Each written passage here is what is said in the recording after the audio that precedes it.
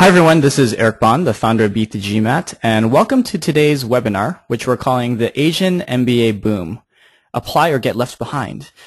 And the reason why we're calling this the Asian MBA Boom session is there's a lot of economic growth and political power happening in Asia. I'm going to argue that in the next century it's going to be the story of Asia. And really the best way to take advantage of all the growth and opportunities that are going to be available in this region is to actually be there and to experience the region, even if it's for a short period of time. And there's something to be said about actually being in a place, talking to the people there, meeting the small businesses, eating the food, smelling the air. It's all very important context for understanding the great opportunity that will be available in Asia. And for those of you who are interested in MBA education, which should be everyone here today, Asia offers some of the most amazing management education in the world, period. And going to Asia for your MBA is a great way to obtain a fine management education as well as understand the opportunities that are around you in this emerging region. So today I'm very excited because we have a fantastic panel of presenters representing TEIBS, which is the top Asia business schools. Those schools are Nanyang Business School, the Indian School of Business, Hong Kong University of Science and Technology, also known as HKUST, as well as the China-Europe International Business School, also known as CEIBS. This is the new Ivy League of Asian MBA programs. And over the next 2 hours, we are going to learn a lot about these schools as well as the opportunities that are available to you as an MBA and a post-MBA in Asia. So let me go over the event structure. This is what we're going to be doing today. In the next hour, we are going to have the TEIBS schools introduce their programs as well as to talk about what it was like in Asia in terms of opportunities and the excitement there.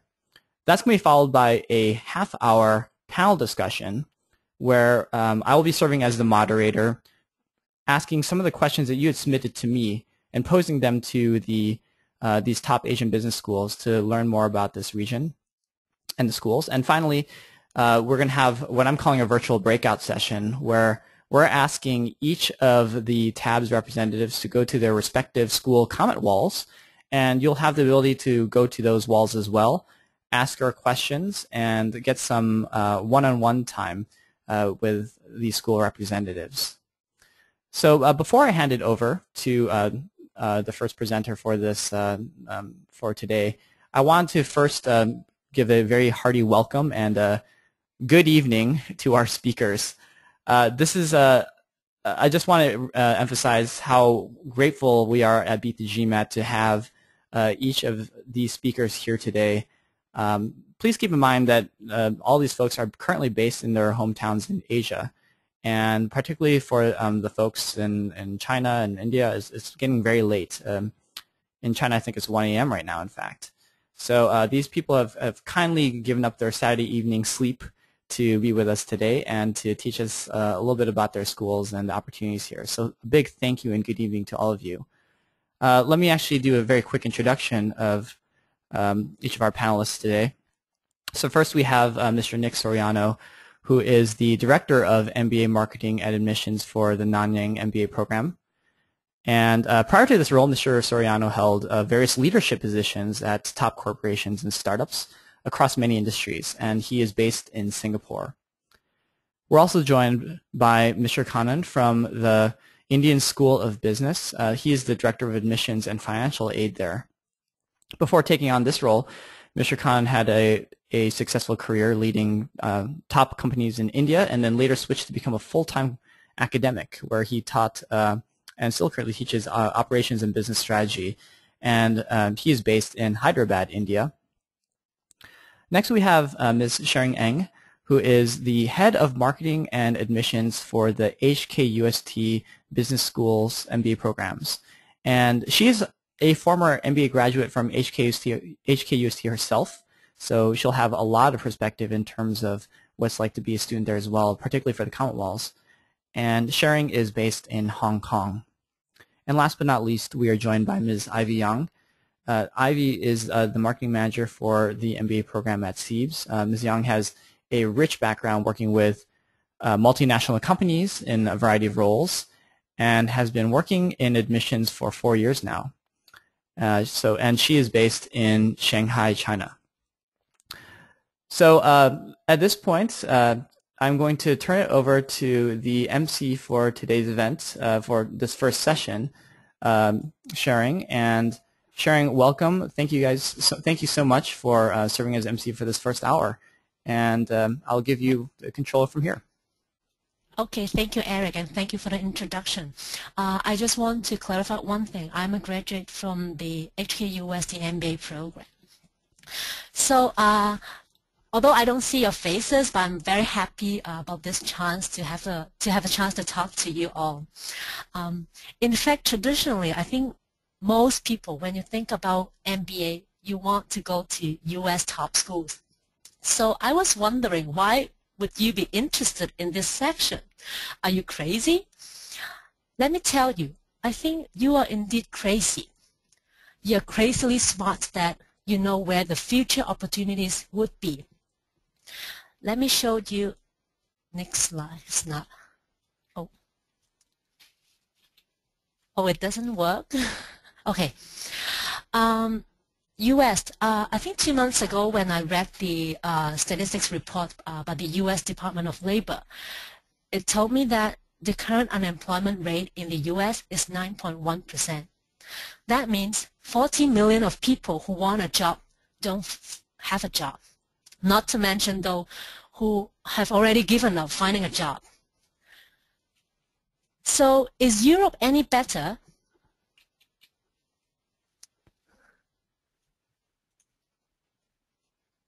The slide doesn't work. Okay.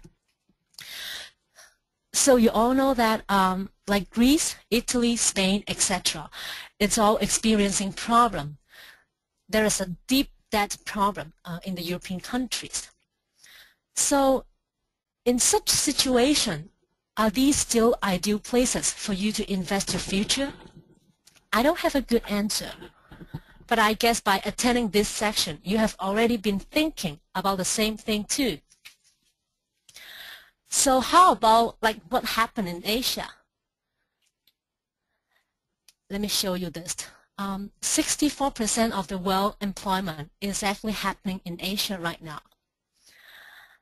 And just 2 years ago, in 2009, there were 130 billion in Asia. How about just 1 year later? In 2010, 234. And how about just 1 more year later? This year, 332. So you can see and feel that how big the growth rate of wealth in Asia. And you know what? Before this Asia, actually US was the only one which had ever produced more than 100 billions. And China itself this year has 115 billionaires. You may think that, okay, billionaires is so remote from you. So let me give you an example that is so related to your daily life. I guess no one don't know about Prada. So in 2009, when the economy was so bad, you can see that like Europe, North America, the sales was actually like 14.5 negative or 21.5 negative. So how about Asia? In that year, 40% increased in Asia Pacific. So how about when the economy was picking up a little bit? So you can see that in Europe, 20%, North America, 29% increase. Seems pretty good, but how about Asia? It's 63% increase. And it's not just talking about the percentage. You can actually see that the volume of sales is 645 million of euros. So you can see there is actually a big market in Asia and big growth rate there. In fact, a managing director from Merrill Lynch Global Wealth Management once said that it is entirely conceivable that Asia would overtake North America in the near future.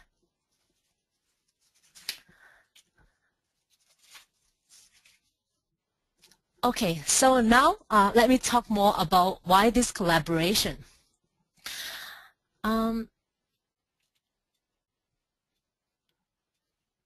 Okay, first, we all four schools share the same passion.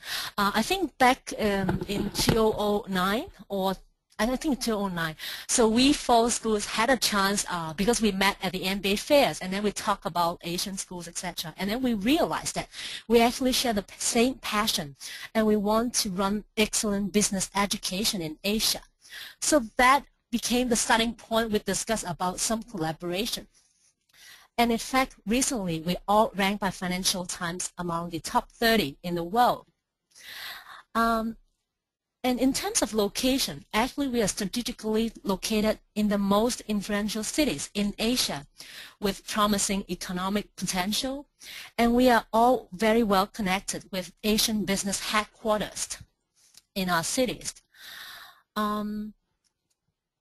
Also, as you can imagine, because as I've mentioned before, with such a growth rate, actually there is a huge demand for talents in Asia or with knowledge about Asia in this region.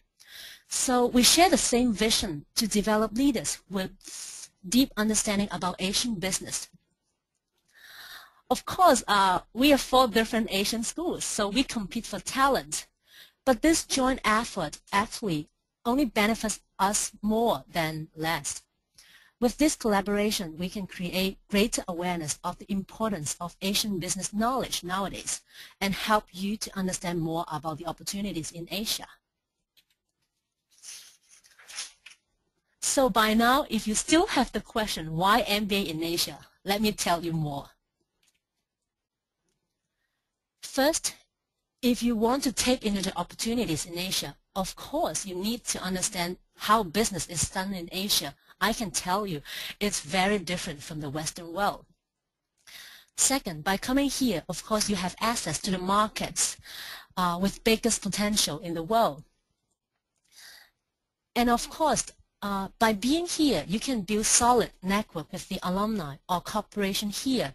And that is particularly important when you want to find a job in Asia. And fourth, by having an education here, actually you are creating an edge for yourself, particularly when you compare with your peers in the Western world, when they don't have such an edge. And if you want to transit into Asia, this education in Asia is definitely your stepping stone. Finally, and it's also a very important reason for most candidates, although we are also very good schools in the world, but the tuition fee in Asia is just like half of the cost of those charged by the top US schools. And it's much shorter time. All of our program lasts from 1 year to 1.5 years. So the opportunity cost for you is actually much lower. So that is actually much better value for money. So now let me talk about the strengths of Hong Kong or some facts about Hong Kong, and then I will also introduce HKUST.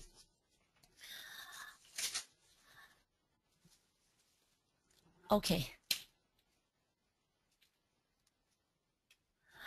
Hong Kong is obviously a global business center. Actually, 2/3 of the world's top 100 banks have operations in Hong Kong, and 6,000 multinational companies, when they want to expand their business in Asia, they choose Hong Kong as the place to set up their operations, headquarters, or regional office. And Hong Kong is a very unique place, I would say. It respects property rights with flexible labor market, low tax rate, and the Heritage Foundation actually rated Hong Kong as the world's freest economy for 17 consecutive years. That means it is actually a place that investors feel so safe to invest. And what does it imply? It implies that there are a lot of opportunities, business, network, and job opportunities in Hong Kong. And one unique thing about Hong Kong is also this: East meets West. Hong Kong is obviously part of China right now. However, I would say that we have all the Chinese tradition, Chinese culture. However, because of our history, as you may know, we were colonized by the British. So we are deeply influenced by the Western culture. So in this sense, we are not so China. But this actually makes Hong Kong a very unique place for particularly the foreign students when they want to get to know more about Asia, but in a relatively less challenging zone. Actually, in Hong Kong, many foreign students, when they come here, they told us that they find Hong Kong is a very easy place to live, work, and study here. And next, I want to show you this slide. Actually, it's the photo of our school. It is not a fake one. It is not edited by Photoshop. It's a real picture. So I would be proud to say that we have one of the best view campus on earth. Some lucky students who would even get a sea view room at HKUST. However, because as you may know, Hong Kong is a very crowded place, the room is quite small.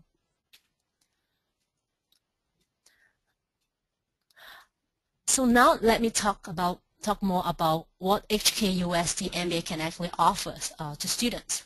I would say this slogan, "Excel in Asia, Lead the Globe," captures the essence of our program. We want to develop leaders with deep understanding about business, Asian business. However, at the same time, you do not lose the global perspective. You can still lead and manage well in a very global environment. So now I will talk about what is offered by HKUST one by one. First, you can get world-class education at our school. We ranked by Financial Times world number 6 this year, world number 9 last year by the Financial Times.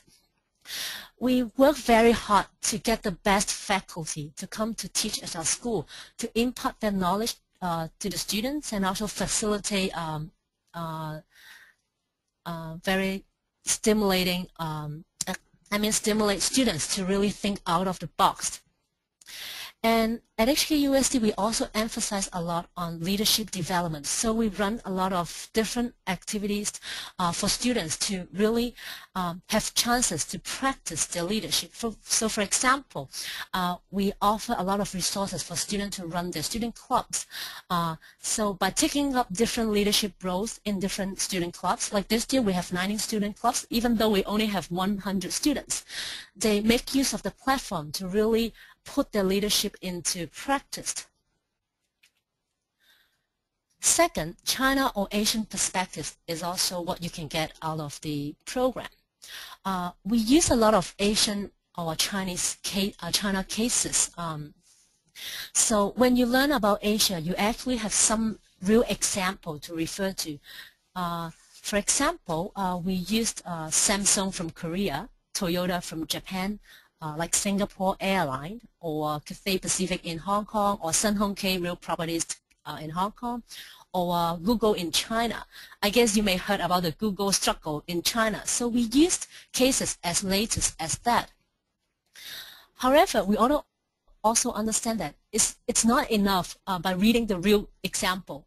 It's even better if you can have a chance to learn from the expertise who have rich experience running business in Asia. So we actually invite a lot of top executives who had that kind of experience in Asian business.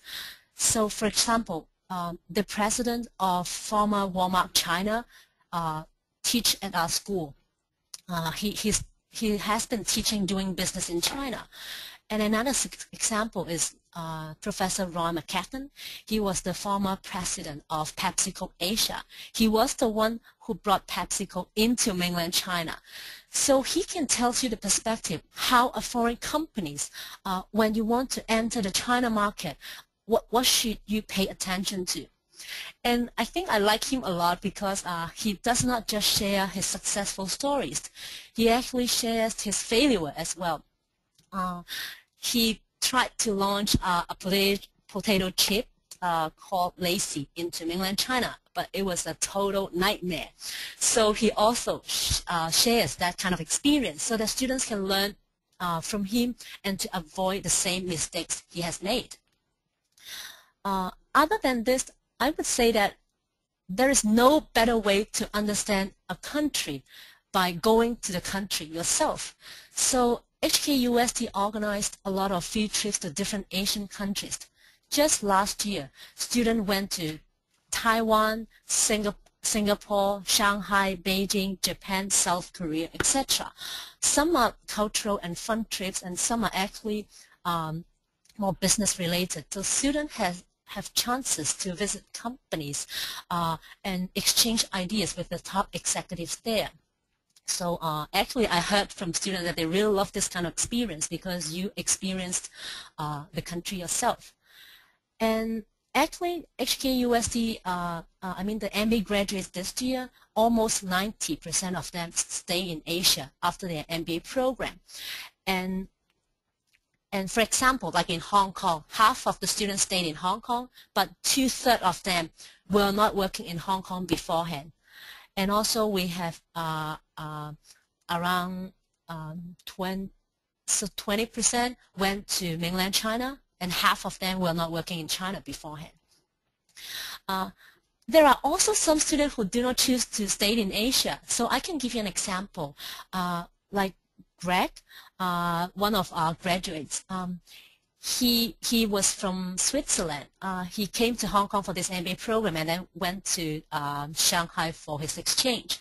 Afterward, he has returned to his home country in Switzerland. But he's very happy about the opportunity he has taken up recently. He worked for companies that has focused on a lot of investment opportunities. So Greg actually took up a role that he has to identify the investment opportunities in Asia. So he traveled a lot back in Asia. Like in last 2 months, he came back to Hong Kong, he went to Cambodia, he went to different cities in India to assess the opportunities to invest for his company. Third, global vision. HKUST, this year we have a class size of around 100 students, but they represent 28 nationalities. So in a small group, you may have a chance to interact from a consultant from Italy, project management, and expertise with in marketing from China, or someone from financial institution from Hong Kong, and then an American working in marketing, etc. So you have a lot of chances to work with people from different culture.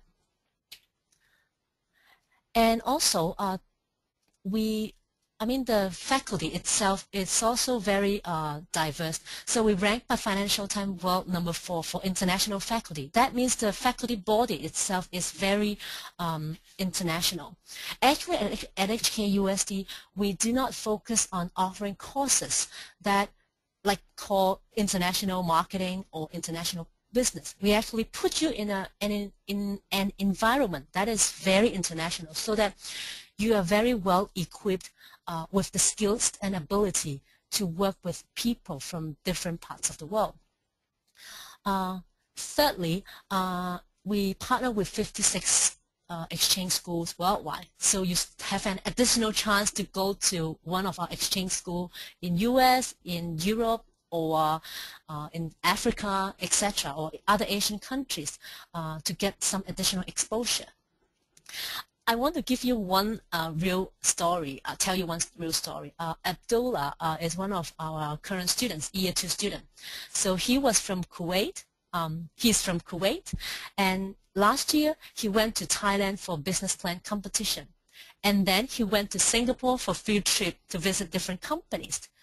And then this summer, because of his classmates from South America, he actually got an internship in South America, and he went there to work for the summer, work during the summer.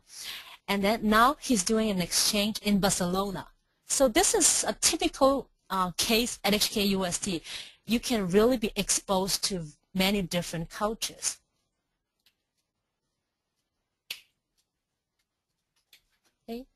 Okay, so my final point about our program is that a lot of students made a successful career switch.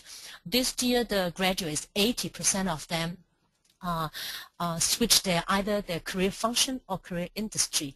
So I can give you one example, like Roy Zhang.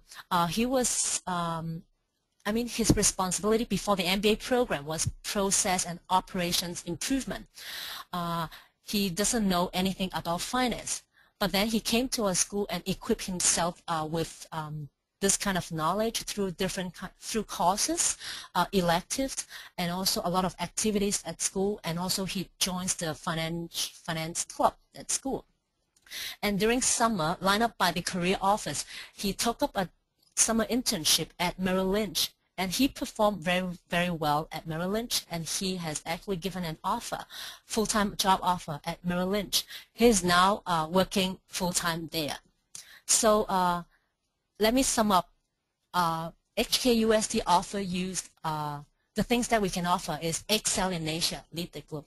So now I will let another school, is it CEIBS, to take the presentation time.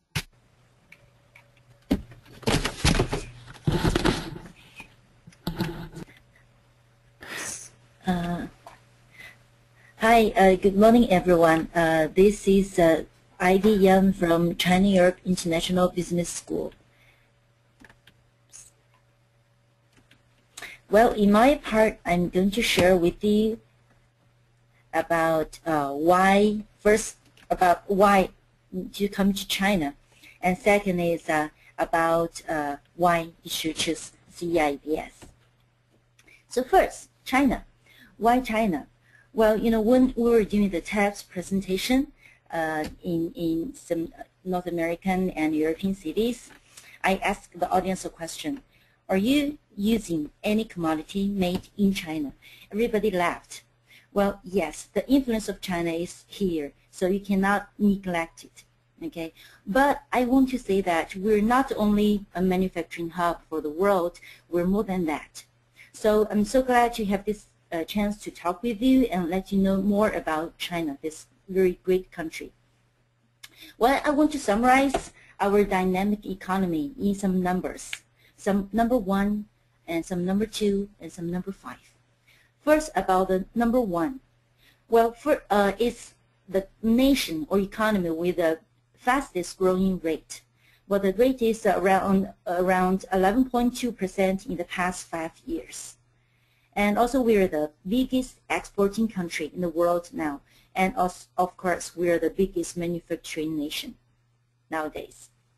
And some number 2, we are the second largest economy, only after the USA. And also, we are the number 2 second largest importing country at the same time. And also, we are the number 2 foreign direct investment recipient economies. And also, of course, we're going to be the top one in 2012, next year. And also, we're number 5 in the outbound investment economy. You can see we're not only receiving this investment, but at the same time, we're invest overseas as well. And why this is important for you? Well, because, MBA education always is so closely related to the economy development.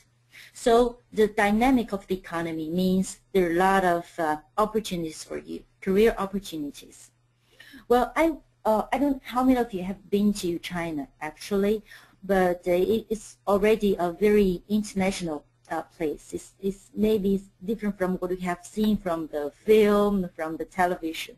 So do come and see. You will find it's really very international nation now. And I can share with you some numbers.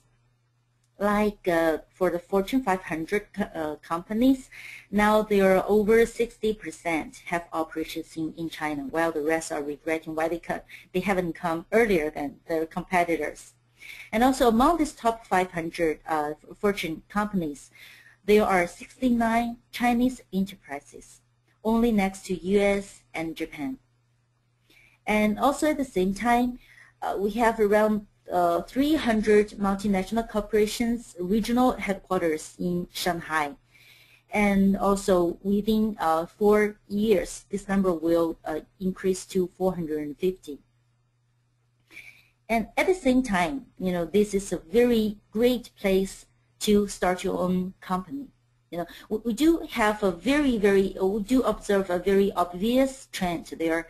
An increasing number of students who have already had experience in have their own startup, or they have planned to start their own company after graduation. And this is really a very good place to have your own startup. And like in 2010, last year, there are over 4.6 billion US dollars capital invested in China.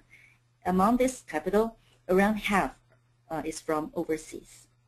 So there is a very easy, or it's a very good place, quite like US in some years ago. There's a very good place and much support you can find in this nation for the entrepreneurships. Well, I want to share with you some examples just in my mind about our some graduates. Like we have a student from 2008 class who is from the East Coast of US. He's such a big fan of China, so he started learning Chinese and learn about China culture, and then he found a job in Singapore, in Deloitte. He's with Deloitte now. And also another one from 2010 class. He is not graduate yet, but he has already got 3 offers. So he's struggling which one to choose now. But he has a background in industrial products and services in this industry. But now he has successfully switched to the healthcare, his target industry. And all these 3 offers are in Shanghai.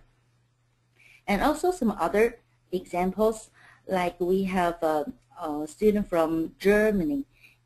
After study in CEIBS, he finds a job in Berkeley, back to London. And also, like we have another student, Eduardo, from 2005 class. After graduation, he started his own company in energy. Energy industry is very dynamic in China now. He has his own company, not in the East Coast, but in the inner provinces of China. And now you can see how many opportunities the students can get. It's so diverse. So we really hope our students have, their very specific road to go, their goal, and we're more than pleased to, utilize this China CEIBS platform to help you to realize your dream. And here's a picture of CEIBS, our campus. Now the current campus is around 40,000 square meters big, and we have the phase 3 is under construction. So this will double the current campus by 2013. And also now CEIBS has 4 campuses. This one is in Shanghai, our main campus. That MBA, our MBA is here. And also we have one in Beijing, another one in Shenzhen, and new campus is under construction as well. And besides that, we do have one in Ghana. So now we have 4. And from this picture, you will find this is really unique. Everybody comes to CEIBS campus. They really love this campus very, very much. It's very, decently designed. It's designed by K-pop Free and partners. And so in our new campus, it will be very aligned with this style. Okay, why CEIBS? Okay, why this can be your wise choice? Well, I want to share with you in some following aspects. First, location. We're in Shanghai, the finance center of the mainland China. And this city has now 20 million residents. You can imagine how big the city is now.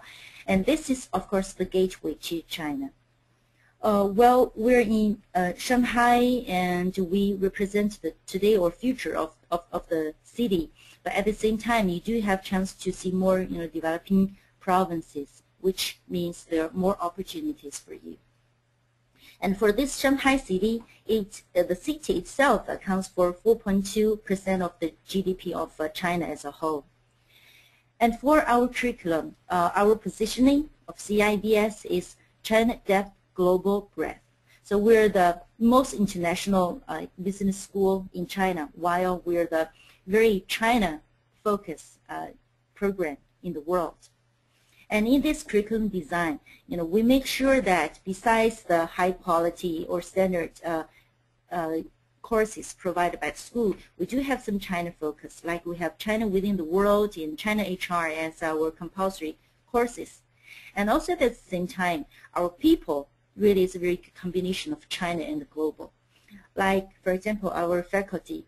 Among all this faculty, 1/3 are from Greater China region, 1/3 is from North America, and also 1/4 from Europe, and the rest from Southeast Asia or some other regions, Oceania.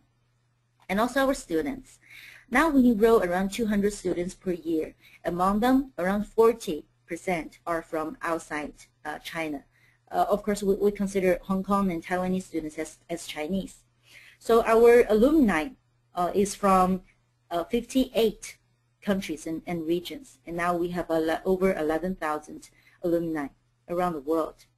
Besides that, we do focus on this practical practice during your study. So like we have integrated strategic projects which attract our applicants a lot. And all these projects are very closely related to China market. These are supervised by the top management of our sponsor companies. And our students are divided into smaller groups like 5 or 6 students. They do this project to solve the problems of the companies. So these are so closely related to the problems that the companies really have. And also we have very good exchange program. Now we have around 40 partners around the world, and most of them are ranked among top 100 by Financial Times. And again, why this is important for you? Of course, everyone who wants to pursue MBA because they want to have a better career. So here is a place for your promising career development. Well, as I mentioned, we have around 200 students per year. Now, according to our 2009 class who graduated earlier this year, 71%, that's 3 out of 4, realized their career switch. Okay? And also, well, I can share with you a number that, salary, of course, is only one thing you can get from MBA education. Well, we do have a number that for these students, their salary increase compared with pre-CEIBS, they realize 108% increase.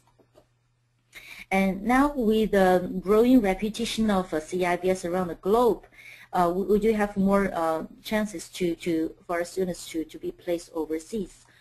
In this class, around 1 out of 4 work outside China. And of course, there are a lot of students who have started their own companies. And we're very glad to see this trend. And on the school side, we're trying our best to provide more resources for MBA students. Like one example, the fund is called Favelas China. Well, this is first established in Spain and now is expanded to China. So this fund is only for CEIBS alumni. This total fund currently is 70 million RMB. And so they do have some selection process, and for these projects selected, they're going to give around 3 to 5 million RMB investment. Like we have a student from 2010 class from China, and he has got this first fund. And also we have a center called Center of Entrepreneurship. which is under supervision of the faculty who can give the students some advice in the process of their own startup. And also one thing we emphasize very much in CEIBS is our sustainability and responsible leadership. Like in the curriculum design, we have some curriculums related to this, like the ethics in business and business, society, and environment. And for the projects, we have one called a responsible leadership project. This is a very exciting one because in these projects, it's not only about business. At the same time, it's about the responsibility for the society. The students do projects for like some less developed regions in China or in Asia, or they also help some poor people or the people who need their help. And also, CEIBS only has a history of 17 years, so we're still very young and we're growing very fast. So that means as a member of this community, you can make a difference. Okay, you can grow with the school. This is so important for our MBA students because they stay in this full-time program, so stay with the school for 18 months. And during this time, we hope we provide a platform for our students to contribute to this community and make a difference. Like now, the students it's already become a tradition of CEIBS. Like they organize the Being Globally Responsible Conference, which is the biggest conference in Asia, totally organized by our students. And at the same time, we run 40 clubs. And you can, these clubs are different from year to year because the students can decide what clubs they want to have. And also, CEIBS has become the first campus in Asia to be carbon neutral. And this is initiated by our students themselves as well. You can see as long as you're willing to contribute, and there are so many chances for you to make a difference here. And of course, you yourself benefit from these initiatives. And some of our students do find some very, very good job opportunities. Last but not least, CEIBS have a very extensive network. And the ROI is, as Sherry has mentioned, that the tuition fee is not as high as the U.S. top Asian schools. At the same time, you do receive very top quality education. Okay, thank you. And then I will pass the microphone to our next speaker.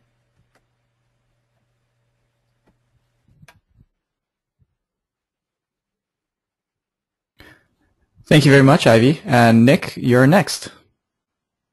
Hi. Can I move the slide? Is that moving? Can you help me on that one, Eric? Hi, this is Nick from Nanyang Business School from Singapore. I think my colleagues have explained a few locations, and I think among the locations, probably Singapore is the smallest. We are probably the smallest, but probably with very loud influence as far as the world is concerned. We always have these similar things with, for example, Hong Kong. We are also a global financial hub.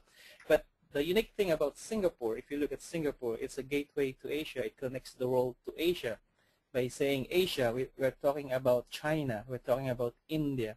We're talking about Australia and Southeast Asia. So there's a lot of pluses when you go to Singapore. This is a small island of, say, 5 to 6 million people. Sometimes you're 5 million only because the 1 million Malaysians go back home to Malaysia, so we're quite small. But what we're saying is this is a really, really unique miracle in the world in a sense that Singapore has a voice.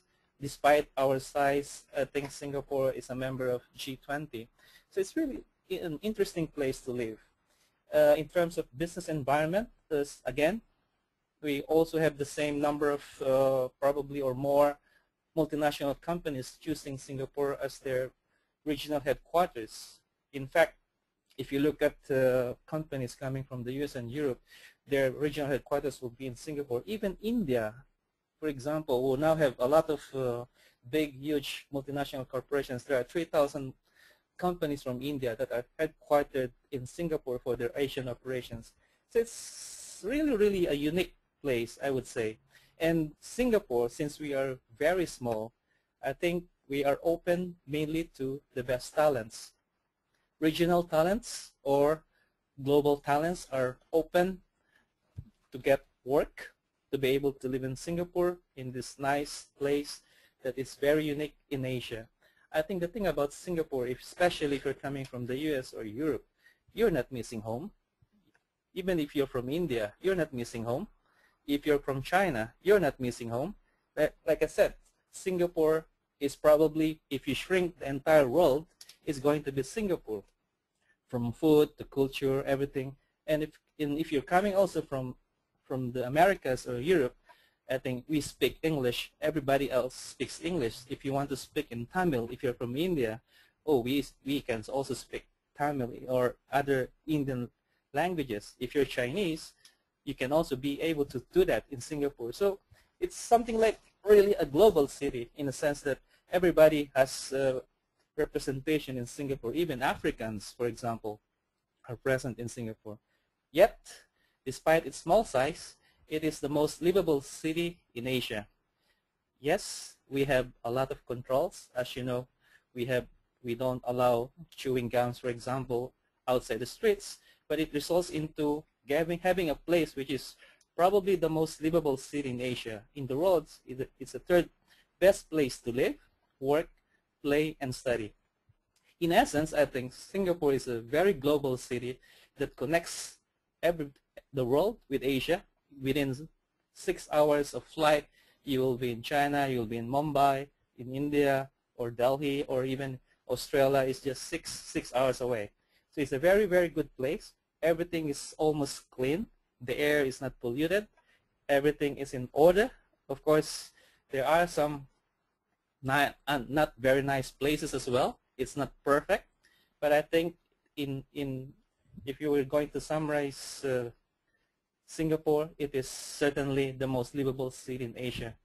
Yes, there will be challenges in terms of competitiveness among its residents, and I think that's part of that's why you're also trying to go for an MBA, because you guys are certainly competitive people trying to rise up your careers in a shortest possible time.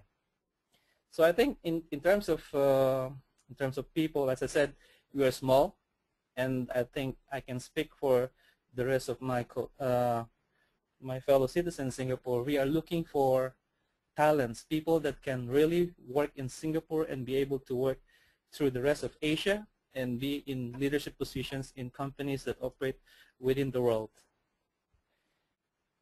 That is Singapore for you. Small, but really a nice place. Next slide, please. This is the campus of Nanyang in Singapore. It is, as you can see, there's a lot of green in Singapore despite its small size.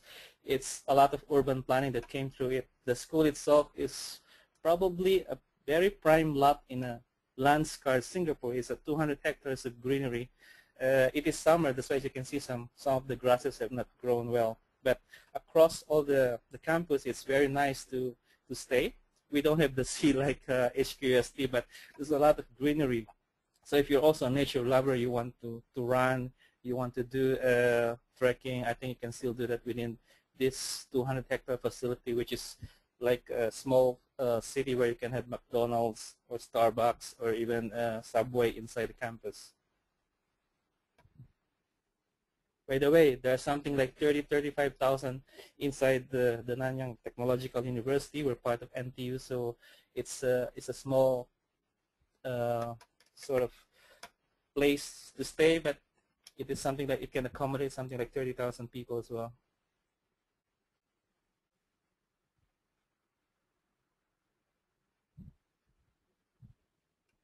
Eric, can you help me with this slide? Okay, Nanyang Business School. I think the Nanyang Business School, or the Nanyang MBA in short, is pretty much young as an MBA. We are just like 20 years old compared to our colleagues from the US. And I think among our colleagues, I think we are the elders together with HKUST at 20 years old.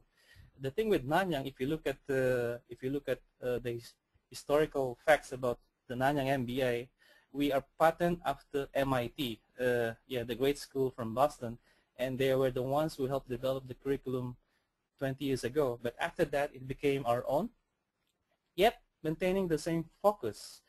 Asia, but it is very much global in terms of perspectives.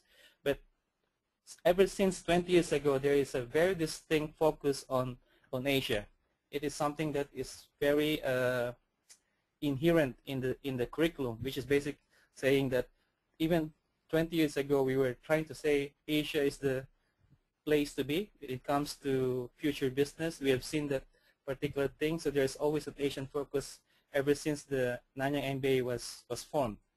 So at Nanyang Business School is about global perspectives, and I think that one is explained by the diversity of the students that we get. And when we talk about diversity, we're not talking about nationalities. Yes, we do have something like around 20 nationalities, but the more important thing about diversity that we have is about being selective in the people that we bring to the program. I think Nanyang's strength, the Nanyang MBA strength, is basically on the selection of people. Just like Singapore, we are small, so we are also looking at talents, and the program is just 80 to 100 people full-time. So we need to be able to get the best people from that pool, and it means getting different nationalities, different people from different functions, different industries, and so forth. So that global perspective is present in the class, but also outside the class. Like I mentioned earlier, Singapore is a global city, and when you are in Singapore, you're already operating in a global environment.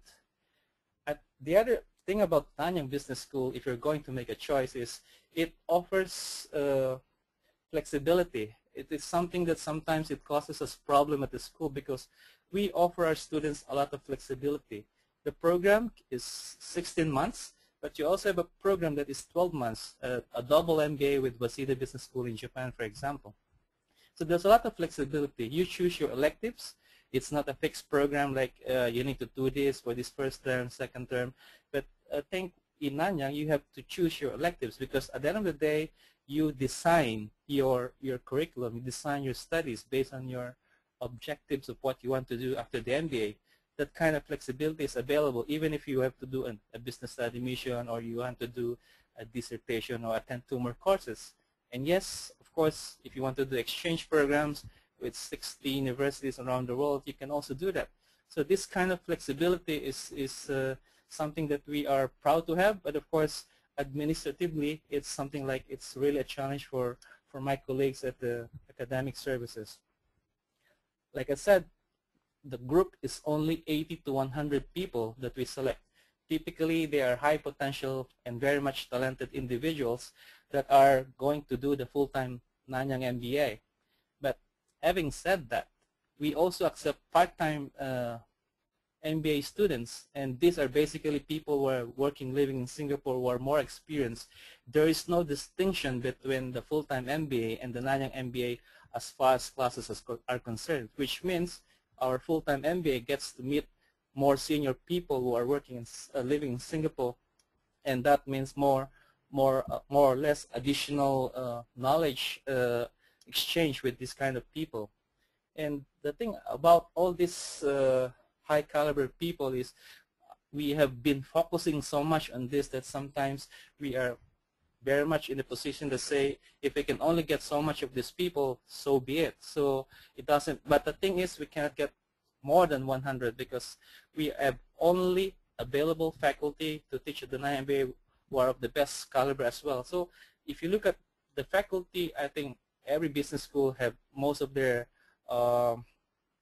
faculty having Western degrees and things like that, PhDs. So it's just the same. So I think one of the other things that you may want to look at is not only the faculty but the mix of students inside. So I think if you're going to choose your MBA, it's basically trying to talk to the students and be able to see where they're going to after the MBA program. Our students or alumni are basically working everywhere else because of the highly reputable name of Nanyang. If you're going to establish business in Asia, you want to operate in China or India as an aspiring entrepreneur or even a company, if you go it via Singapore, your name with Nanyang MBA under your badge, you will have a very, very respected name in any of those countries in Asia, as mentioned. In fact, if you look at the political situation, the mayors, the governors of China are being trained at Nanyang. If you look at even the biggest banks in China Construction, their managers, the top people are being trained in Nanyang Business School. If you look at, if you go to India, you have a Nanyang MBA badge. That is something like a premium value. If you go to the US, some of our students who are basically who studied here went back to the US or even to Europe. They are into more senior positions. So I think Nanyang is just like any other similar business school, but it promises a different experience. Each business school has a unique offering to offer, but in terms of being able to really say get an Asian focus, I think Singapore has, especially Nanyang, has a very distinct advantage in terms of offering that real Asian focus that we normally have. And I think reputation is something like we are very proud to say that it is respected around the world. The Nanyang MBA is something that you can be proud to wear wherever you are across probably 56 countries where we have our alumni. I think I'm done with my presentation, Eric. I can pass it now to Kanan. Thank you very much, Nick. And Mr. Kanan, I'm going to now give you the floor. So please proceed. Okay. Thanks. Good morning, everybody, and welcome to this session. Like all the other schools, I'll first talk about why India. First thing that comes to mind when you talk about India is the fact that it's now increasingly become the information technology hub with a huge potential, and it's one of the fastest growing economies as well. Through all the ups and downs of the last few years, we've still maintained a growth rate of about 8%, and that in itself, I mean, yes, we can't beat China, it's 11%, but we are still at about 8%, and even this year, with all the turmoil in Europe and US, we are still, just this morning, the finance minister in India announced that we expect to be growing at about 7.5 to 8%. So that in itself is becomes one of the fastest growing economies, and that in itself creates a huge potential for both in terms of job opportunities and career opportunities in India. The other things, while India has been known as an IT hub, in the last 20 years since we have liberalized our own economy, we were a very, very controlled economy until about 1991, 92. In the last 20 years, we've also grown significantly in our manufacturing sector. Yes, we don't come close to China in manufacturing, but some of the largest manufacturing centers are in, for instance, the largest phone manufacturing facility of Nokia is actually near Chennai in Tamil Nadu of India. So just as an indicator, and every major car manufacturer has operations in India today, and that is one of the fastest growing industry, and therefore as an ancillary, the automobile components manufacturing sector is again one of the fastest growing sectors in India. So all in all, we have a very thriving economy which is growing very fast. It's got about a 450 million middle class consumers who spend about ₹1 trillion by 2025. So that's again, we are adding a few European countries to our middle class population year on year. And we also have one of the largest trained English speaking countries in the world. Okay, so now let me look at the next. Eric, can you just move it to the next? Right, that's the Indian School of Business. It's one shot of our campus, and this is the main academic center where we have our classes, and that circular building in the middle is what houses the main library of the in the center of the academic center, and all around that library are the classrooms and the other. So let's have a look at the next. It's a very, very comfortable campus. It's completely residential for students, and with all the facilities that you can think of. The Indian School of Business, now we are about exactly 10 years old now.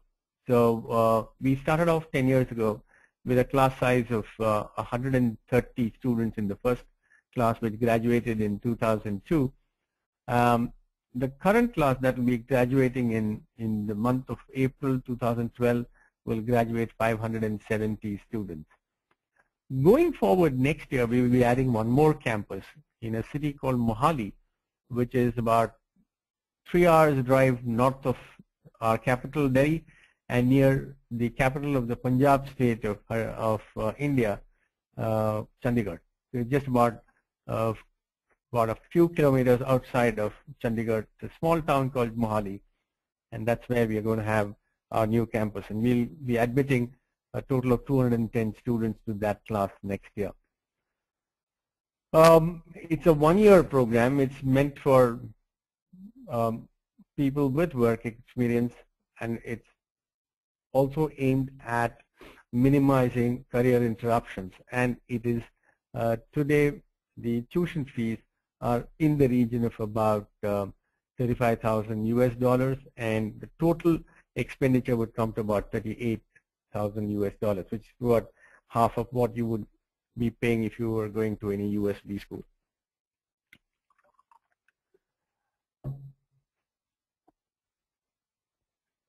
To start with, we had our associations with the initial associations with the Wharton and the Kellogg School, and who helped us design our curriculum. And we subsequently added the London Business School, which was added about 8 years ago, and then as recently as last year, the MIT Sloan School of Management and the Fletcher School to help us with our courses. So the MIT School will help us with our courses in manufacturing management and infrastructure management courses. The Fletcher School will help us with courses on public policy. The Wharton School will help us again, apart from the original course curriculum, our curriculum in the areas of healthcare management. We have a unique faculty model. We have about 60 faculty who are resident faculty, full-time faculty of the ISB, and we also draw faculty from some of the best schools across the globe, and about 100 to 120 such faculty come every year and teach at the ISB.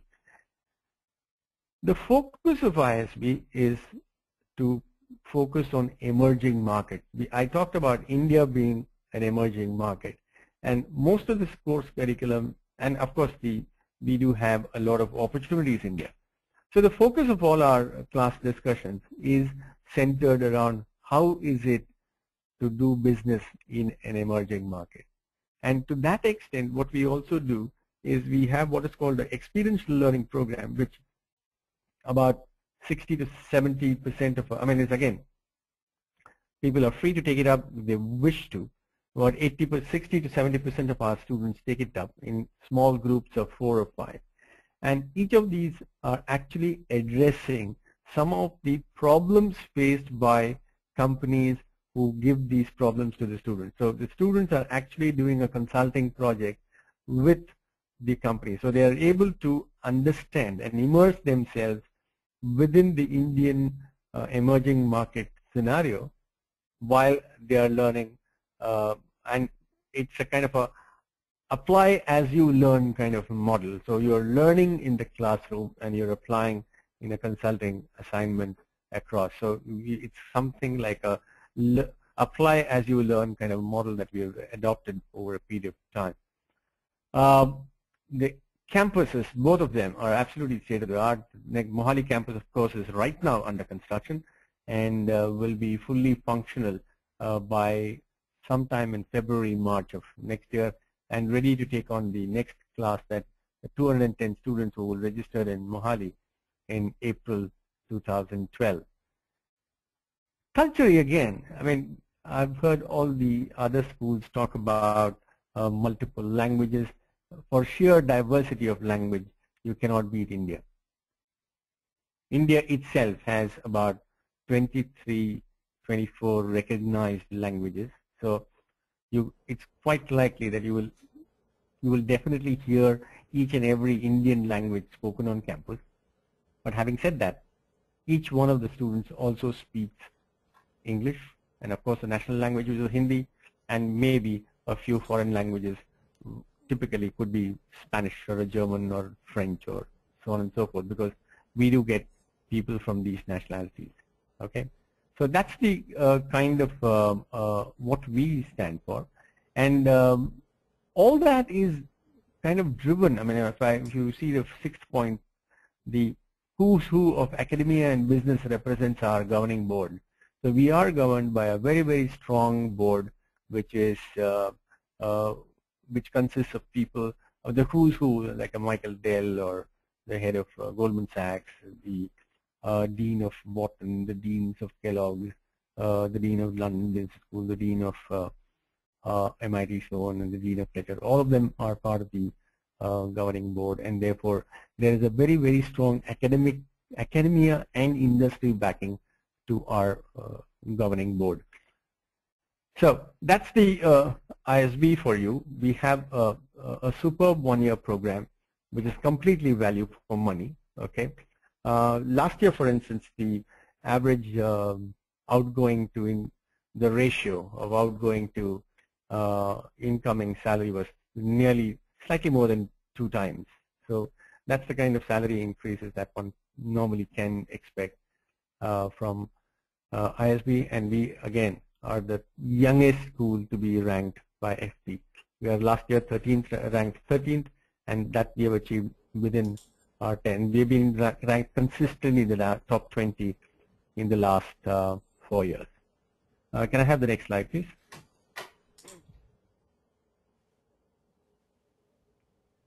Okay, so it's over to you, Shring. So,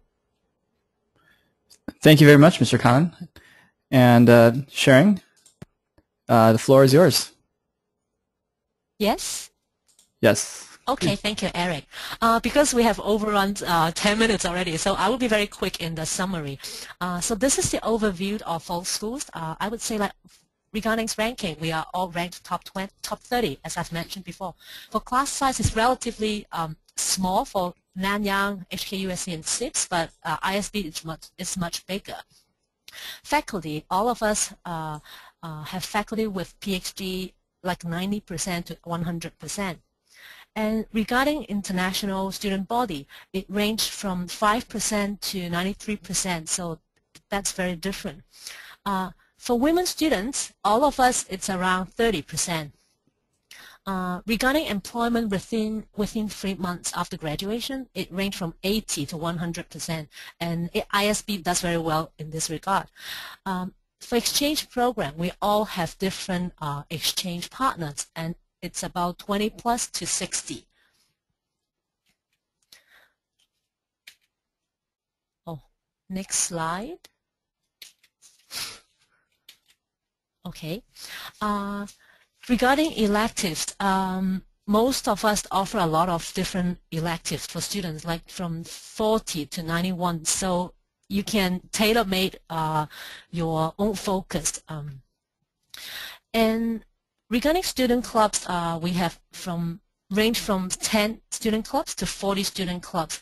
So there's plenty of chances for you to take part in this kind of activities and build deeper knowledge in certain area. Regarding program duration, as I've mentioned before, it's from 1 year to 1.5 years.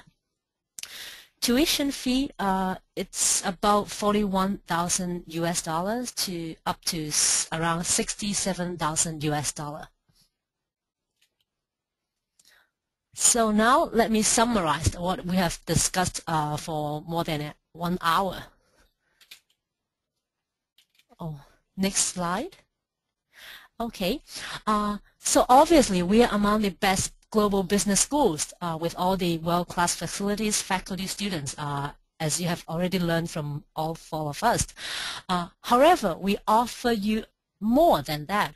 So first, global perspective with Asian focus. That means in any of this school, you don't just learn about Asia. At the same time, you still know more about the Asian perspective. And you will have a chance to immerse yourself in Asian business and culture. Of course, with such an Asian edge you create for yourself, you will have a lot more career opportunities, and you are actually opening more doors for yourself. Finally, by being here, you will be in a better position to build strong connection with the Asian alumni and corporate network. So that's all from us. Eric, you may take the Q&A, move on to the Q&A part. Great. Well, thank you so much. And really great presentations by everyone. Just want to reiterate how much I've learned, at least personally, about your programs, as well as now you have also sparked an interest for me to visit all of your campuses because they look absolutely gorgeous. Please come. Absolutely. So at this point, you can see our schedule, and we had a quick break originally planned for this time, but we are running a little bit over time, we understand. So we are interested in going directly into the Q&A panel at this point, and hopefully we can spend about 25 minutes or so, or 20 to 25 minutes answering some of your questions. So the format for this panel is we have all of our presenters currently invited and joining us right now for this portion of the session. I have actually consolidated questions that were submitted to me when you had signed up for this webinar, and have filtered for ones that I think would be very interesting to pose for our distinguished panelists today. So why don't we go ahead and begin. This first question that I have is for all of the schools here today, which is, it's been expressed in your presentation, but also in other conversations I had with you individually, that the TAB schools are particularly interested in building up its U.S. and European student body. Is there an ideal international candidate that you can describe from the United States or Europe? And Nick, I'm going to ask you to start us off with your thoughts on that. I see. I think for Nanyang, we are looking at talents. So I think by having said talents, there are people who have leadership potential, who will probably be able to contribute a lot to the class in terms of diversity, in terms of knowledge, in terms of experience. So if you're an American or European, you can be from any industry, but you need to be probably among the best from our applicants pool. So we are trying to really recruit people that we are sort of positively looking at being able to add value to the program, especially to the participants. Kanan, do you have any thoughts about your ideal international candidate from the United States or Europe? Yeah. I don't think there is something you can bracket as an ideal candidate. Any candidate, whether he's an Indian or international candidate, has to bring value to the class. And from that perspective, what I mean, to my mind, what an international candidate would bring in is some unique perspective from their geography, the way business is done, and therefore there could be a synthesis between, let's say, a majority of our class, of course, are Indian. So Indians have their own way of doing business, right? And their understanding of that could be completely different. So if you have a lot of the international people coming in from, let's say, Europe, it can lead to a very, very enriched discussion in class, and which can leave both the international student having a better understanding of what India is like in terms of doing business, at the same time gives the other candidate students a good understanding of what's happening elsewhere. Sharon, what are your thoughts on this? I would say that the ideal candidates from like everywhere, they have genuine interest in Asia. That's quite important to us because they come here to get to know more about this region. And actually HKUST, the class itself is very international and culturally diverse. So anyone who has prior international exposure, or at least with flexibility and openness in working with different people, with different culture, different background, etc., would definitely fit in better in our class. And we also look for students with leadership potential and is proactive enough to create new opportunities for themselves and classmates. Of course, willing to give and contribute is also what we think important. Ivy, do you have anything else to add to that? I think all three other schools have mentioned most of the points. I echo them on all these aspects. Besides, we do hope these applicants have very good global perspective. They're very willing to share. And one more thing, because the culture may be different, even though we are very global program. So we really hope that these applicants, they can very willing to to adapt to different cultures and be very flexible. Great. Well, thank you guys very much for those responses. This next question was one of the more popular ones coming in from our audience. And although this applies to all the schools, I want to direct this to ISB in Nanyang, which is, many of the U.S. business schools have a traditional 2-year program. However, your schools offer programs that are significantly shorter. In the case of ISB, it's a 1-year postgraduate program, as well as in Nanyang's case, it's significantly shorter as well. I believe it's 16 months. And I just wanted to get your thoughts as to why your programs have adopted shorter MBA programs from the traditional U.S. model. And I'd love to start with you. Okay, my answer is very straightforward. Before we started the school, back in 10 years ago, we actually commissioned a survey among the prospective students and gave them the choice essentially was which would they be preferring. And one of the clear outcomes of that particular survey, which we did before we started, was because we were focusing on people with work experience. By the way, all Indian B schools prior to our start had people getting into a B school without any prior, straight from the undergraduation. They went straight to a B school. And ours, we said, we want people with experience. And we surveyed them and they said, we would like to get back to industry as fast as possible. So the preference is for a 1-year program. And that's how we went back and structured a 1-year program, 1-year MBA program.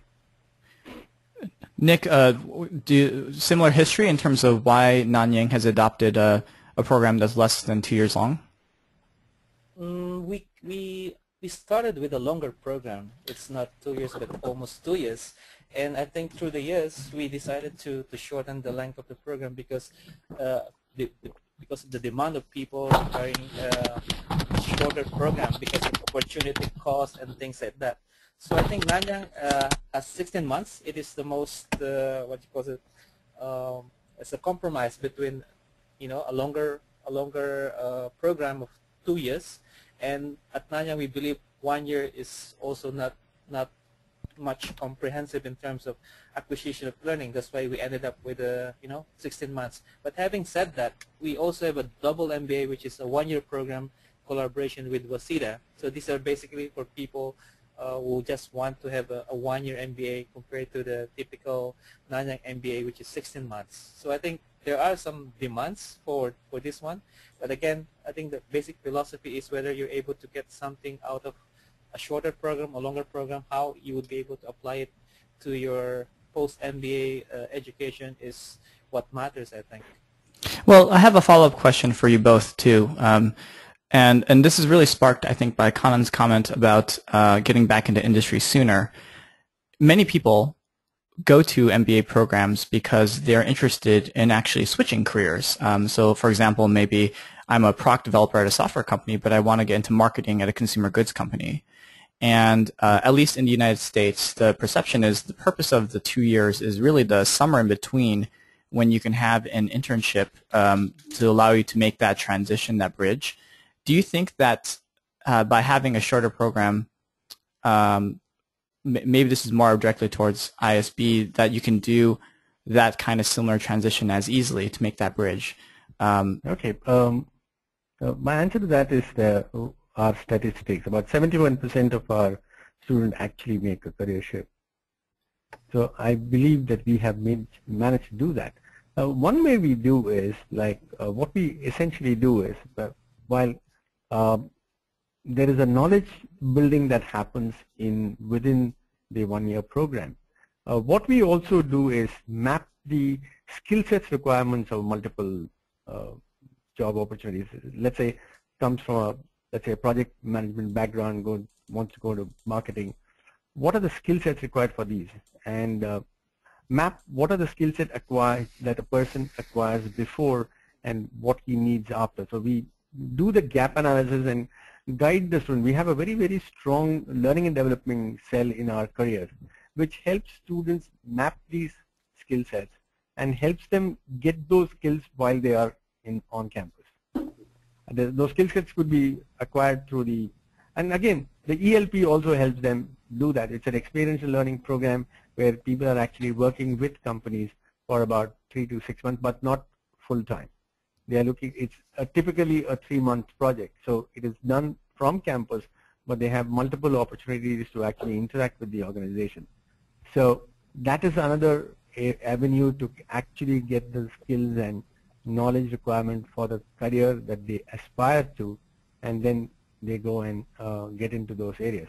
The other thing that happens significantly, I mean, there's one more thing that's, again, my own personal viewpoint, is that the career change need not necessarily happen right immediately after. You can make an incremental change.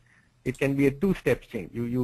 Let's say you change just the function but not the industry as soon as you graduate. You go to a different function within the same industry.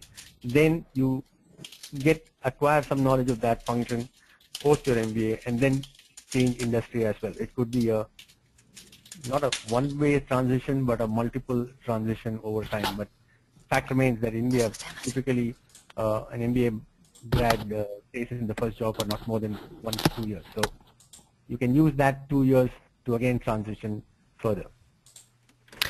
You know, this is such an important point too in terms of, you know, career switchers. Thank you, Kanan, for that perspective. I want to open this up actually to the rest of the schools too. What are your thoughts in terms of how your program is structured in tailoring the experience to career switchers, because they are shorter in length? And Sharing, I'd love to hear your perspective next. Oh, you mean for those who want to switch their career? Yeah, I mean, the original Eric? question that, yes, exactly. The original question I had was, you know, for 2-year U.S. programs, that somewhere in between offers an important bridge where you can do an internship in your desired targeted industry after you graduate. And I understand HKUST has a 12 and 16-month option for their MBA. Would love to hear, you know, how your shorter programs assist in making that bridge to career switchers. Okay.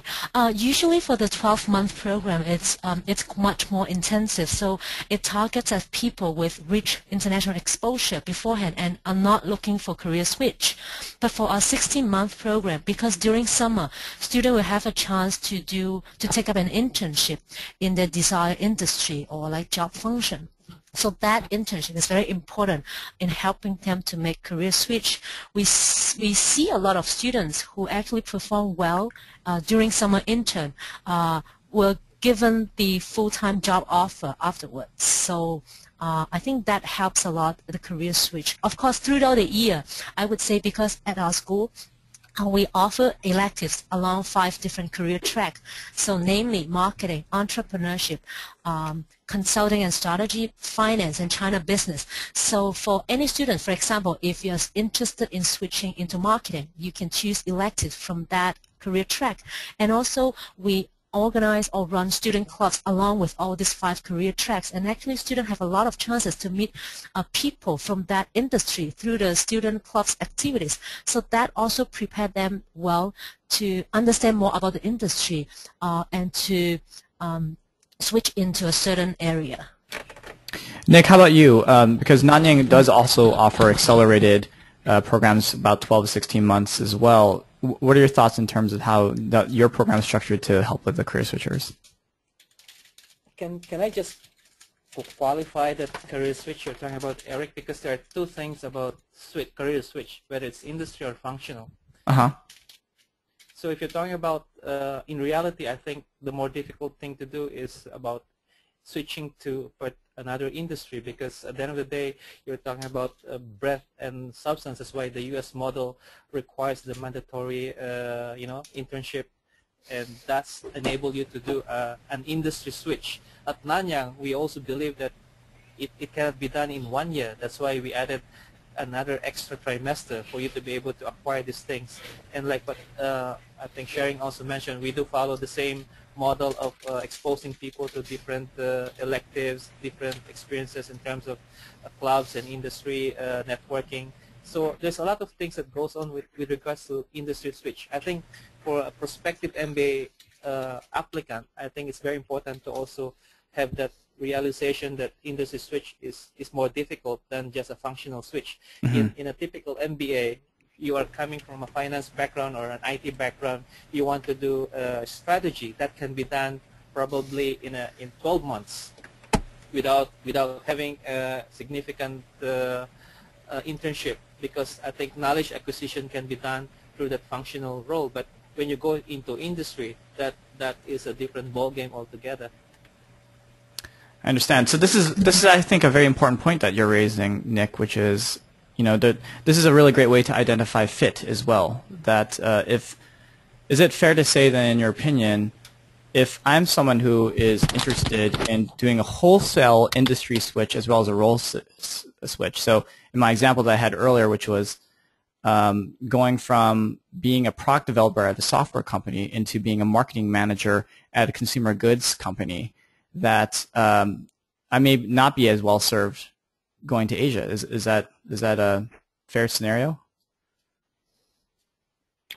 Can you repeat that, Eric? Well, I guess the point that you raised me is very interesting in the sense that, and this may be completely misconstrued on my part, which is that maybe in the Asian model, because it tends to emphasize a more accelerated path towards achieving your MBA, that a career switch within an industry is certainly possible, and you're very much set for success in some ways within an industry by going to one of these accelerated models. But if I'm interested in doing a wholesale career shift where I'm changing from one industry and role to a completely different industry and role, that two-year program may actually be a better fit for me.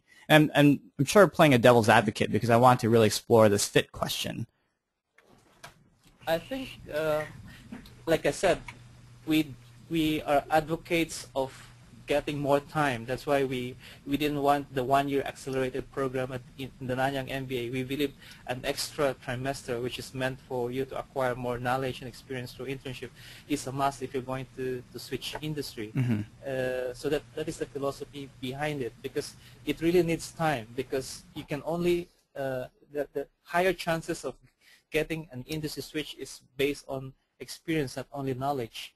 That simple U.S. model about bridging that experience is very important. Nanyang believes in that. It's just that I think we at Nanyang, we believe that an extra trimester is good enough, not an entire year to do the bridge. Because I think one of the other things that I need to also point out to our listeners is that in an Asian MBA, I think you must be prepared for rigor. There's a lot of work also, because I think Asian values is about hard work. So even though the programs are short, you can be prepared to do a lot of work within the particular short time, which means more case studies, more team projects, and so forth. I think I speak a lot for our group that there's a lot of things that you will encounter in Asian MBA. So despite the time, I think the amount of work is almost equivalent to, I think, more than another half year of load. Yeah, I certainly. Can I get in on that last question of yours? Yes, please. Can I give my perspective? See, there are essentially two dimensions to this change. One is the industry, one is role. Okay, so essentially, if you want to change any one of them, that's feasible. So suppose you come from an operations background in, let's say, some kind of a manufacturing company. You can shift to an operations role in a consumer goods company. That's pretty much doable. Well, having got into a consumer goods company, if you have specialized in, let's say, operations and marketing, you can subsequently shift to marketing once you are in the consumer goods company. So it's a two-step change. When the industry, while your aim might be to become a marketing person in a consumer goods company, unless you come from a marketing background, it might not. But on the other hand, if you come from a marketing background in some other industry, going to a consumer goods company marketing background might not be difficult, because you're essentially getting the same skill set but using it in a different context. So when there are two dimensions, changing one of those two dimensions is not very difficult. Changing both is. So when you're looking at a complete change, changing both dimensions, it's a two-step process. It's not something that you can do immediately. Yeah, and I think that's probably a universal truth across any MBA that you pursue. So I want to get Ivy's perspective as well, because I know that CEIBS has an 18-month program, which is very unique too in terms of its length, and just would like to get your thoughts as well.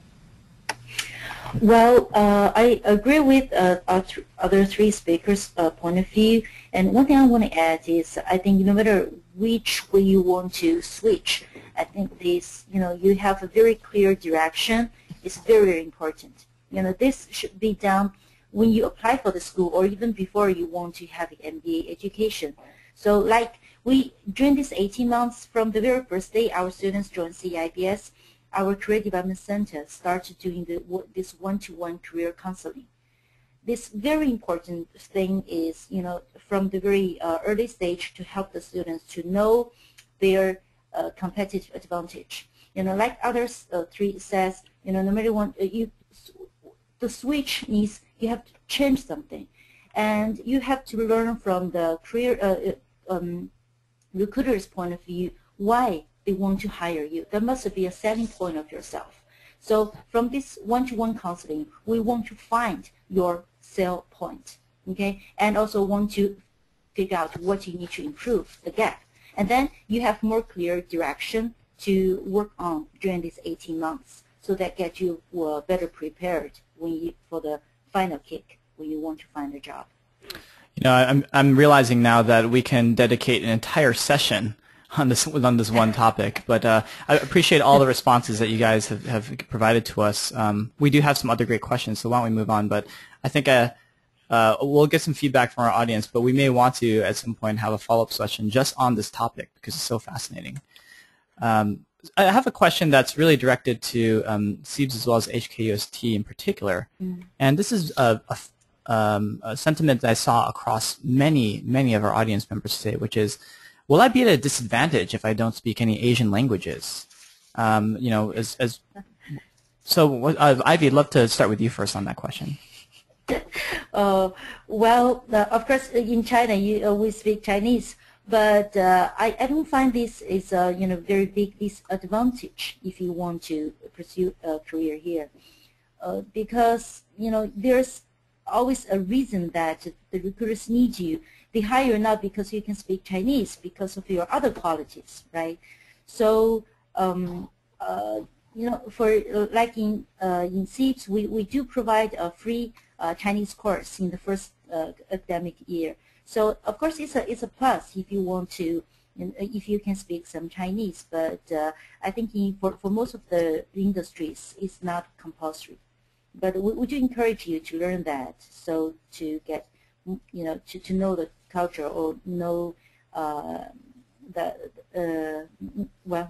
know the nation better.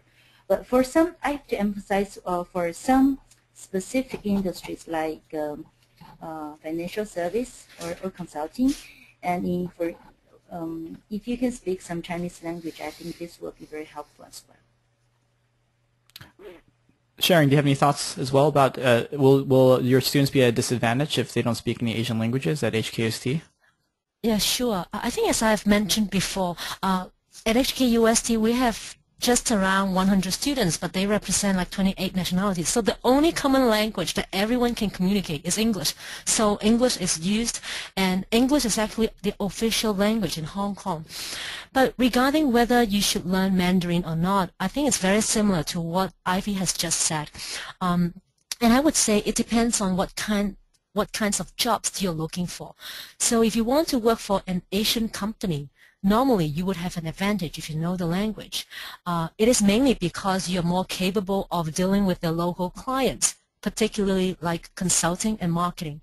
But for some other jobs, for example, the more senior positions in Hong Kong, or the jobs that your focus is international clients, then Chinese language is not mandatory. So, however, as I echo what Ivy has just said. Knowing Mandarin would definitely open a lot more doors for you. Right, certainly. You know, I just want to chime in too with a small story as well, which is, so this is Eric, I'm Korean by nationality, but I actually do not speak any Korean language at all. However, one of the best experiences that I've had was actually taking some extensive trips to Korea, and at least having some understanding as a foreigner about what it's like to be in that kind of a culture. And I'll just share one example with you. Was when I got married to my wife, who's also Korean, I had the opportunity to meet all of her family on her side.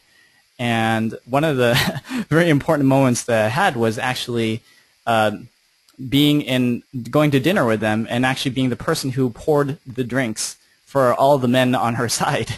And it was a bit of an interesting experience because there's a very specific way that you pour to her family that showed respect. There's certain ways that you drink the alcohol to again show some respect, and it was a very new and extraordinary experience for me because this is a part of the culture that I just certainly wasn't aware of without being there. Now, the reason why I share this with you, the audience, is that this is just one example of, you know, you may not be interested perhaps in learning an Asian language, speaking it, but when you go to one of these schools and just are in that environment, you do pick up a different kind of language, which is just a language of how people interact with one another, sort of an emotional intelligence language. And that is just certainly not something that you can learn by reading in Boston in the cold winter day. It's very different just to be in that environment as well. So just wanted to share that anecdote. Let's move on to another question. There's so many good ones coming in, and let me actually take this one back to Nick as well as to Kanan to answer, since we just heard from the CEIBS and HKUST programs, which is how should applicants look at rankings in terms of criteria for selecting business schools? What are your thoughts in terms of how rankings should be used? And Nick, we can start with you for this one. I see. Okay. There are many rankings available in the world, but there are a few that are respectable. So I think if people are looking at rankings, better look at those that are reputable ones, like FT or The Economist. And in choosing your MBA, I think ranking is a good indicator of how good the school is, but it doesn't tell the entire story, because at the end of the day, as you know, rankings are basically surveys, and each particular ranking body or publication has different ways of measuring how good the school is. So I think it's very important to, yes, it is important, but you need to recognize that it is not everything. And rankings, if you look at the rankings, for example, it fluctuates every year, and some schools may not be there, in and out. Some will drop, some will rise. So it is something that is not a entire indicator of how good the MBA program is. So it's something like, it is a good thing to know, a guide for you to be able to say that this is known, because it is something that employers are also looking at. They would have a list of good schools, but most of them are also smart corporate people that doesn't put everything in the rankings alone. So I think it's better to know that ranking is just one of those parameters that is important, but not everything.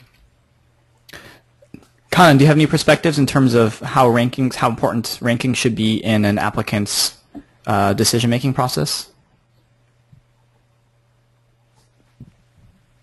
Hello, Mr. Kanan? Oh, I think we might have temporarily lost Mr. Kanan there. So, Nick, thank you so much for that response. I think that it's been a consistent kind of perspective that we've been hearing, at least within our community, and it's nice to hear that validated as well. Let me move on to another question, and this is one that has, I think, this one might be the one that is the most commonly submitted by our audience, which is, you know, in your presentation it was noted that your schools have tremendous exchange partnerships with a variety of international schools, and let me just repeat what I've seen in the slides. So Nanyang, partnerships with 60 schools in 24 countries. ISB, partnerships with 36 business schools. HKUST, partnerships with 56 schools in 17 countries. And CEIBS, partnerships with nearly 40 schools in 20 countries. And here's a position that we've been seeing from U.S. and European schools. So I think there's a universal acceptance that Asia is going to be the important place where people do business in the future. And as a reaction, many U.S. business schools and European business schools have adapted their programs to allow its students and even encourage its students to go to Asian programs. Many of them are TAPS programs. So is it a viable option or alternative to go to a U.S. or European schools and just do an exchange with their program to get that Asian experience? How would you weigh going down that path of going to one of these U.S. or European schools and doing an exchange with your school versus actually being a full-time student at your school? Let's see, sharing. I'd like to see your response to this tough question. Hello, Sharon. Oh, I'm sorry. Let me actually. Hello. Sharon, can you hear me? Hello, Sharon. Oh, yes. Can you hear me now? Yes. Hello? Can you hear me? We can hear you. You can hear me now. Okay, Yes. okay, that's good, that's good. This is a very interesting question. I would like to share with you a real story. So this month when I went to the U.S., I had a dinner gathering with some students who are currently doing exchange in one of the Ivy League schools in the U.S. They told me that they were very shocked and surprised by how little the students and professors there know about the real Asia and China right now. They were still introducing China or Asia of like 10 or 20 years ago, saying that China is still upholding communism, very poor, and Shanghai is still like a rural area. So I would say that doing an exchange in a school in Asia definitely helps. However, it also depends on what you want afterward. Don't naively think that just by coming to Asia for a few months on exchange would really help you build a strong and deep understanding about Asia. Besides, hello? Yes, we can hear you. Yes. Okay, okay. Let me continue. So besides, business practices in Asia are very different from the West. Here we emphasize a lot on network. So if you don't spend enough time here to build a network and cultivate the relationships, it's not that easy to find a job. I give you another example. So 2 of our students went to Merrill Lynch to do an internship this summer. One of those is what I just mentioned before, Roy. So Merrill Lynch also hired interns from Ivy League schools in Asia, in the United States. However, after the summer internship, both 2 students from HKUST got a full-time job offer, while some of those from the Ivy League in the U.S. don't. So the direct boss of Roy actually told him that the Americans don't know Asians. They didn't know how to do business with Asian clients in an Asian way, and they are just not suitable.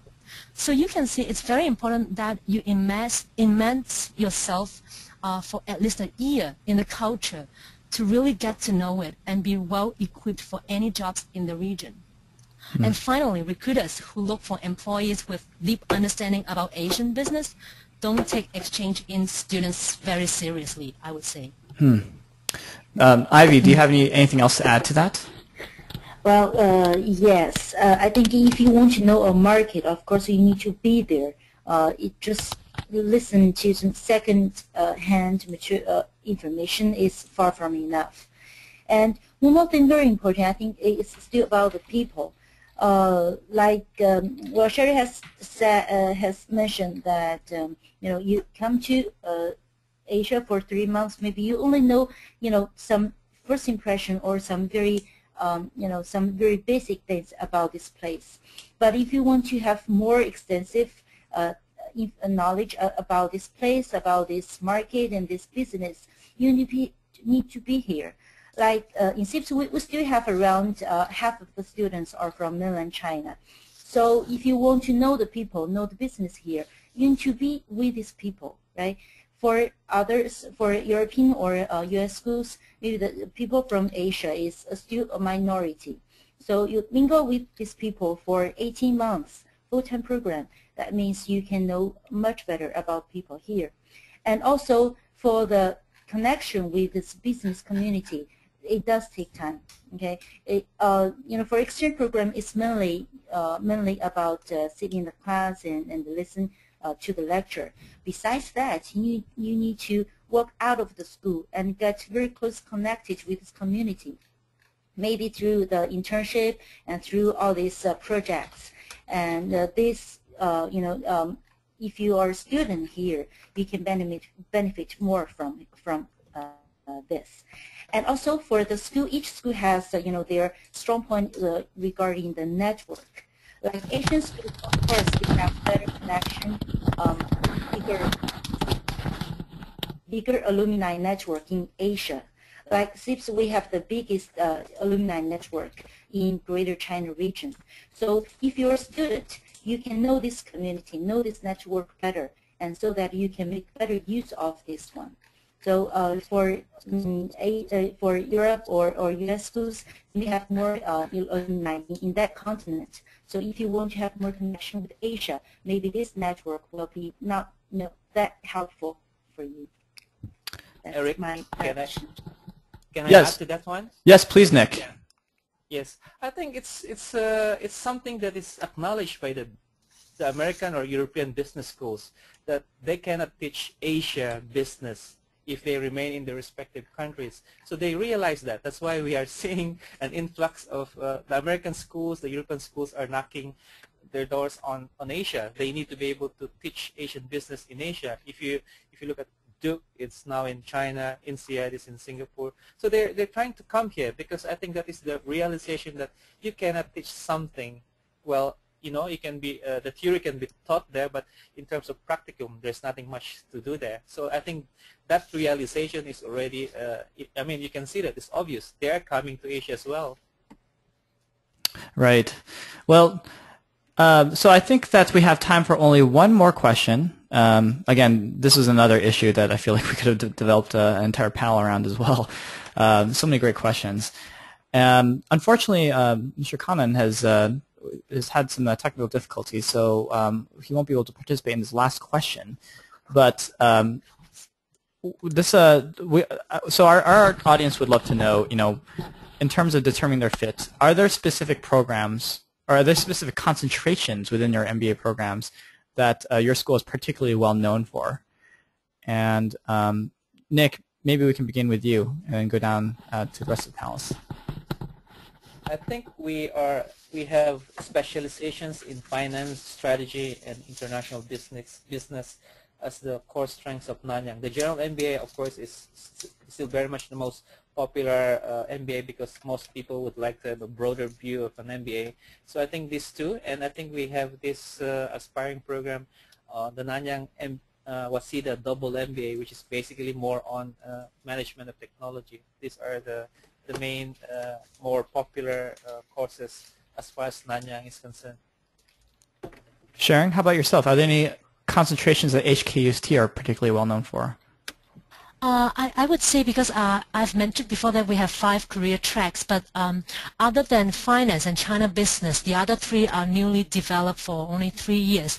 So I would say finance and China business are more popular and well known. And also, as I've mentioned before, that we focus on like developing leaders that can excel in Asia, lead the group. So I would say HKUST is very well known for providing students with a very international environment, and at the same time they learn about Asian business, both China and Asia. It's like between, in between. Okay, and Ivy, you have the last say on this. Well, for CEIBS, it's more a general management program, but we do have concentrations. Currently, we have finance and marketing to be our strong points, so these are our 2 current concentrations. Besides that, we're working on entrepreneurship, so this will be very shortly added to our 3rd concentration, because we do find this is in such big demand, so we're building this concentration no matter in enroll more students with similar background and more faculty in entrepreneurship domain, and also to work even closer with the community, with the business circle, to provide more financial support and provide more opportunities for our students to have their own startup. That's my answer. Wonderful. Well, I think at this point we have run a bit over time, and but I'm happy that we did so, because it was such an interesting presentation and great conversation. And I know that so many of our audience members here right now have their own questions that they'd love to pose to our distinguished panelists today. So at this point, well, first of all, I'd like to extend again a very, very big thank you to all of our panelists who, at this point, it's coming up to 3 a.m., I believe, and who've generously spent their evenings with us, sacrificed their sleeps just to share their programs with us. And as you could hear from the way that they talk about their schools, they have such passion for the programs that they represent. And I've become even more excited personally about the Asian MBA programs, and I hope that the audience members have as well. So thank you all so much for your time this evening. So looking at the schedule again, we for the next portion of the webinar, we're going to have our own virtual breakout sessions where we will have the ability to go to each of the MBA Watch comment walls for the schools to learn more about the schools individually, to ask your questions. What I'm going to do is actually request that the panelists now go to, and as well as attendees now go to these different areas on MBA Watch. I've posted up the URLs for each of the panels on this slide that you see here. But let me actually show you another shortcut in case you want to know how to get to the School MBA Watch page. It's very simple. You can just type in mbawatch.com. It'll take you to this page on our site. And for example, if you want to go to Sharing's panel at HKUST, you can just type in HKUST or talk to Ivy at CEIBS, and you can then click on this link that says comment wall, and this will take you to the area where you will be able to post your questions and have the admissions experts and representatives give you a really great high quality response. So we'll all meet you there at the comment wall. We're going to head over there right now. And thank you all so much for attending today's session. We hope that you learned something very valuable about the schools as well as Asia. And then hopefully this session has also helped convince you that an Asian MBA is a really fantastic and worthwhile investment on your part. So thanks again, everyone, and we will see you at the comment walls very shortly. All the best.